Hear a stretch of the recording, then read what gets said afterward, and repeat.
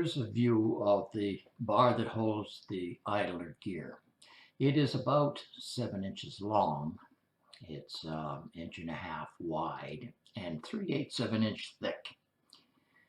This hole is a 1/4 inch hole. I put a bushing in here, but that's not really necessary. You could just drill clearance for a 3/8 bolt through that because this is the hole that it pivots on. This is an arced slot that allows a certain amount of travel for the pivot, and it is a 3/8 slot.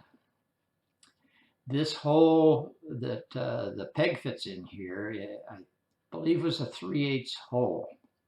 We'll take a look at the other view of this so you get a better look at the peg here that holds the idler gear. All right, here's the peg that holds the gear, and it is threaded into a 3/8 hole. Across here we have a 750 diameter. It's 3/4 of an inch. The distance from here to the very end here is 850 thousandths. And the diameter across is 14 millimeters. That's the inside diameter of the holes on all of the gears.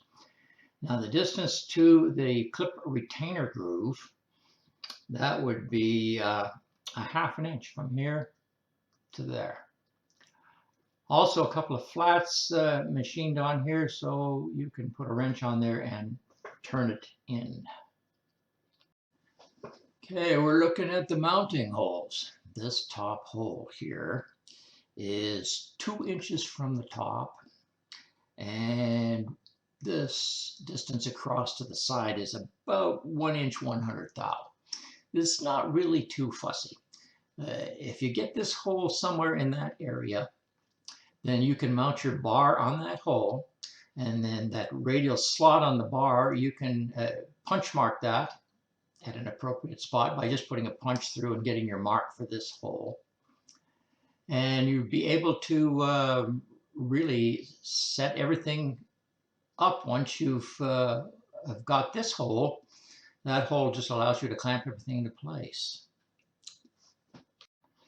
Here we've got a picture of everything mounted and the gears engaged. My idler gear is, you can barely read that, but it says 120 teeth.